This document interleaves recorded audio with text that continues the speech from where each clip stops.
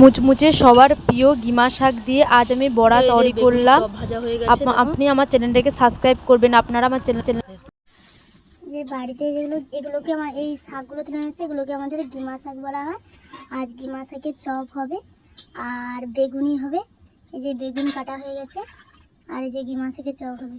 হলুদ, লবণ, জিরে গুঁড়ো আর লঙ্কা গুঁড়ো দেওয়া আছে। জিরে লঙ্কা একসাথে বেটেছি, তার সাথে দেওয়া আছে খাবার সোডা, বেসন দিয়ে দেওয়া হচ্ছে। ভালো করে এগুলো মেখে নিতে হবে।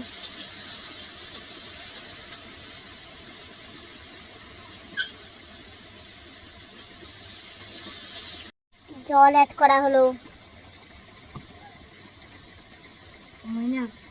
হালকা করে লঙ্কা গুঁড়ো আছে নাকি,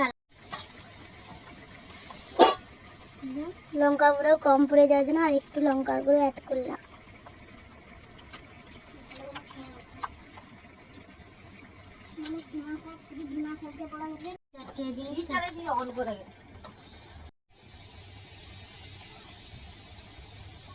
ভালো করে এরকম করে ফাটিয়ে নিতে হবে।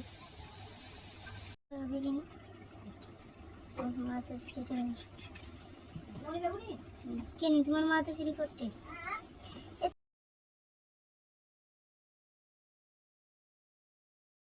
বাড়িতে সোমবার থেকে একটা নিরামিষ তরকারি হয়েছে, সবজি তরকারি। এটা চপ করার জন্য কড়া বুস করে দেওয়া হচ্ছে।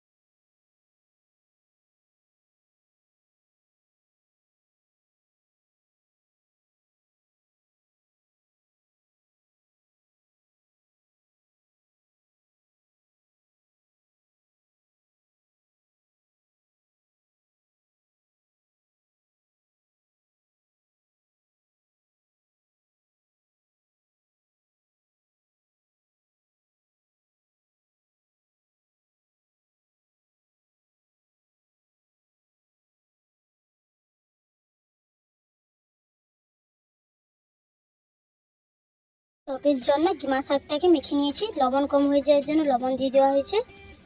এই যে গিমা শাকটাকে মেখে নিয়েছি। এই যে বেগুনি চপ ভাজা হয়ে গেছে, দেখো।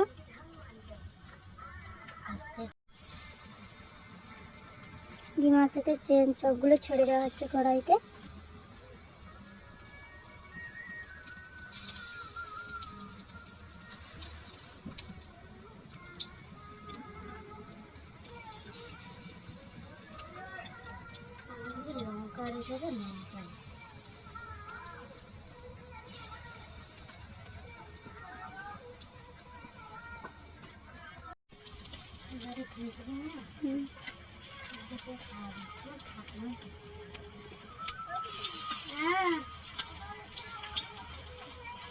আমি রান্নি দি দাঁড়াও।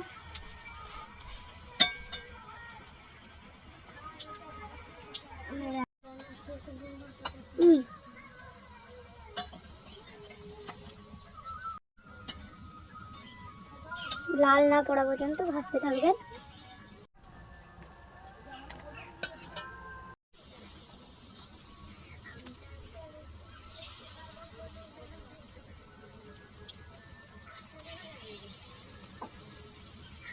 বাড়িতে একবার তৈরি করবেন এই মুচমুচে গিমা শাকের তৈরি চপটা। খেতে খুবই ভালো ছিল। এক্ষুনি তৈরি করেছে, গরম লাগছে।